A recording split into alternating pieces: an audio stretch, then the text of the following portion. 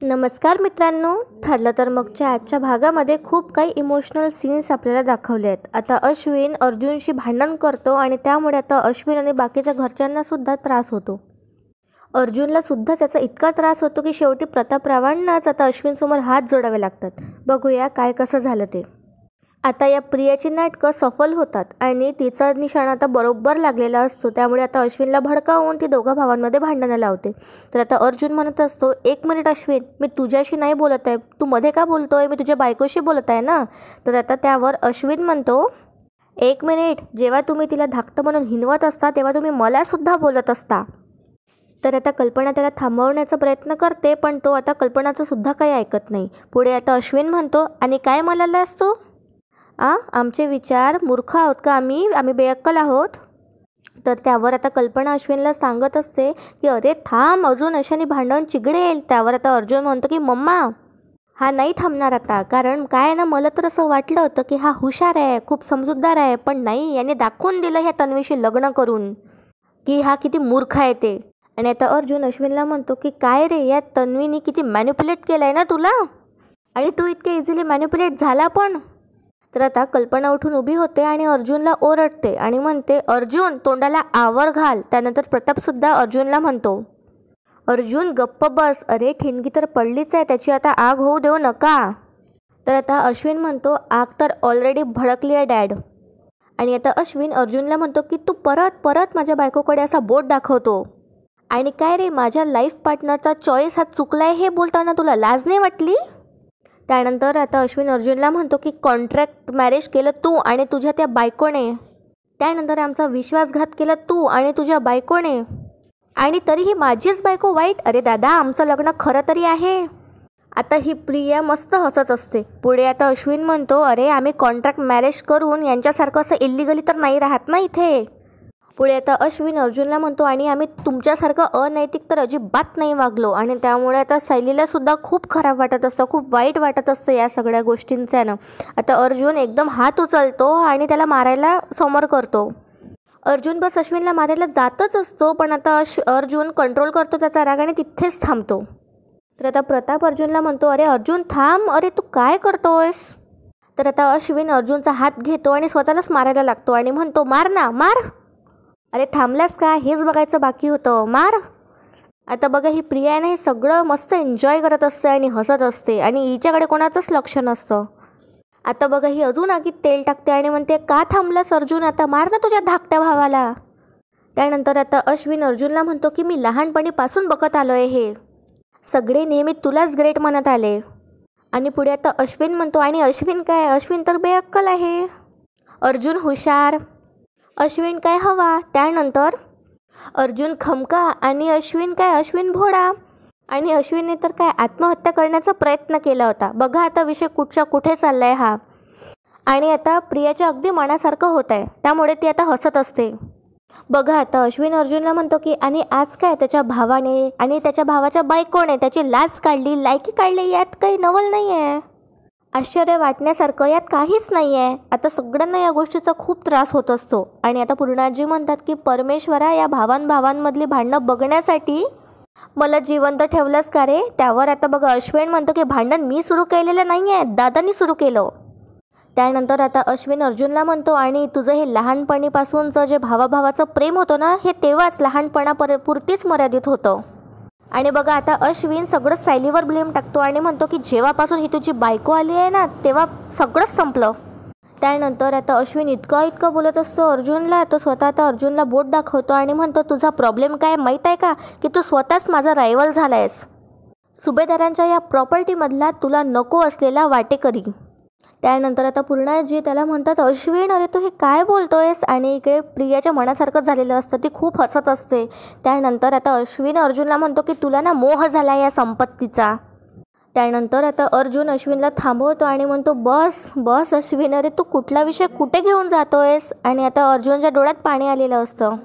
तर कल्पनासुद्धा खूप रडत असते. त्यानंतर आता अर्जुन म्हणतो, अश्विन मी तुझ्यावर हात उचलला म्हणून सॉरी, पण अश्विन अरे आपल्या दोघांमध्ये हे प्रॉपर्टी कुठून आली. तर आता सायली म्हणते की हे सगळं प्रियानेच त्यांच्या डोक्यात भरवलं आहे. त्यानंतर आता प्रताप ओरडतो आणि म्हणतो, बास झालं, पुरे कर आता हे सगळं. अरे मोठे झालात रे आता तुम्ही, आणि आता एवढ्या मोठ्या मुलांना आम्ही काय धाक दाखवून गप्प करायचं आहे का? तर बघा आता प्रतापने शांत करण्याचा कितीही प्रयत्न केला तरीही आता प्रिया परत आगीत उडी मारते आणि म्हणते, अरे अश्विन, तू कितीही जीव जाळलास ना तरी या घरात आपल्याला मान मिळणार नाहीच आहे. आता कल्पनाची एक्सप्रेशन हेच असतात की का तन्वी, का तू हे सगळं बोलतीयस? त्यावर आता अश्विन म्हणतो की का नाही मिळणार, हे घर काय फक्त अर्जुन सुभेदारचं नाही आहे, असं आता चक्क अश्विन बोलतो. पुढे आता तो म्हणतो की काय आहे ना, त्यामध्ये अश्विन सुभेदार आणि त्याची बायको ही सुद्धा या घराचे तेवढेच हकदार आहेत. अश्विन सुभेदार आणि तन्वी सुभेदार सुद्धा या घराचे मालक आहे आणि मी सुद्धा या घराचा तितकाच वाटेकरी आहे. आता पूर्णाजीला हे ऐकून खूप त्रास होत असतो. पुढे आता अश्विन म्हणतो की माझ्या लोभी भावाने कितीही ठरवलं ना तरीही हे सत्य बदलणार नाही आहे. आता अश्विनच्या या बोलण्यामुळे अर्जुनला पण खूप त्रास होत असतो आणि आता अर्जुन रडायला लागतो.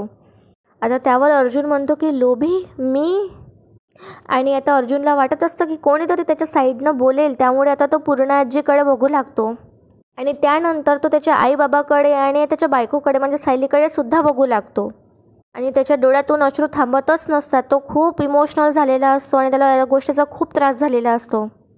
आणि आता अर्जुनसमोर जुन्या अश्विनचे आठवणी येत असतात आणि अर्जुनच्या डोळ्यासमोर तो जुनं अश्विन, हे सगळं तो कसा वागत होता आधी, हे सगळं येत असतं. त्यांच्या सगळ्या जुन्या आठवणी त्याच्या डोळ्यासमोर येत असतात आणि अर्जुनला त्याचा आणखीच त्रास झालेला असतो की अश्विन कसा होता आणि आता कसा झाला.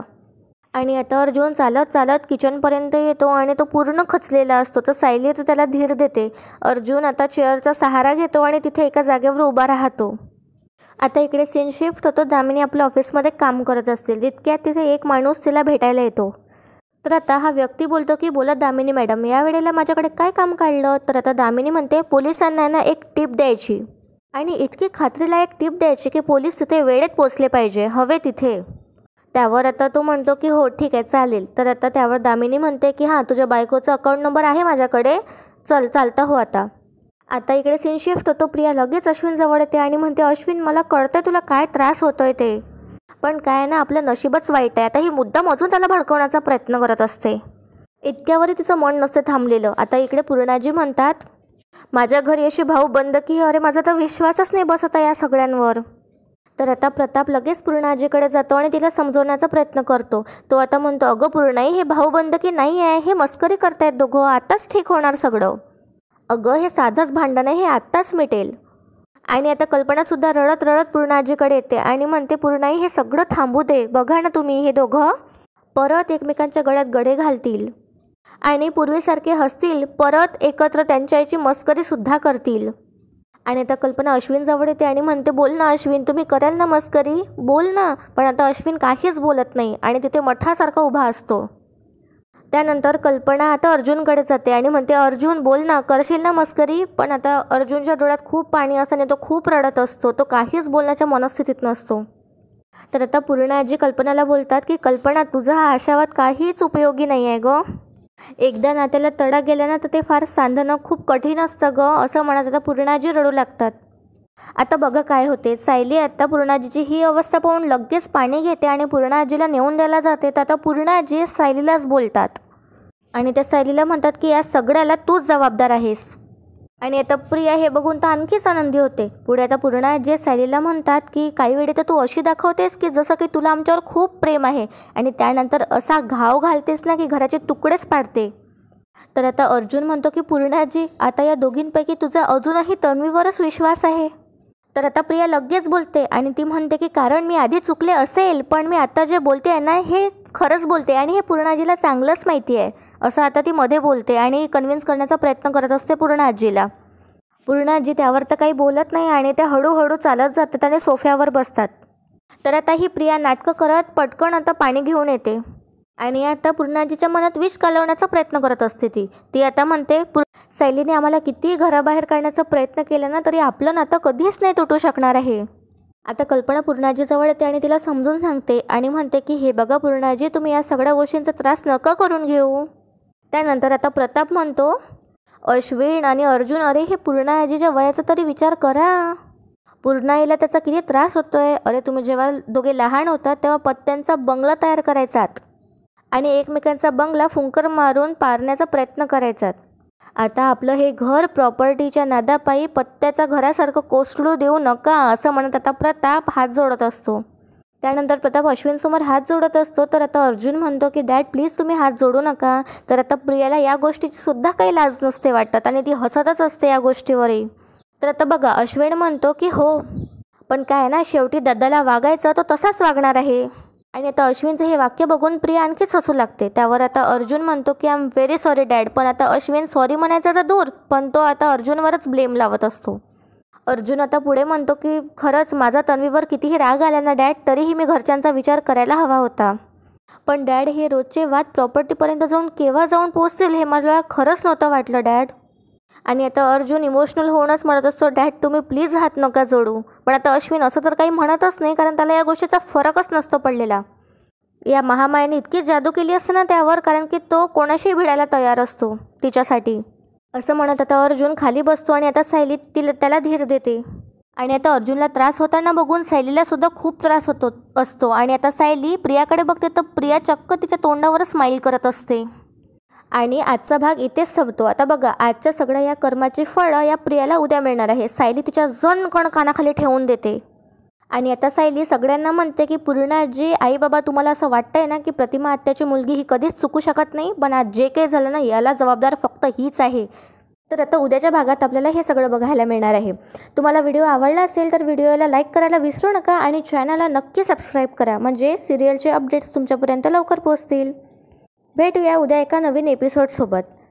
टिल देन एन्जॉय आणि धन्यवाद.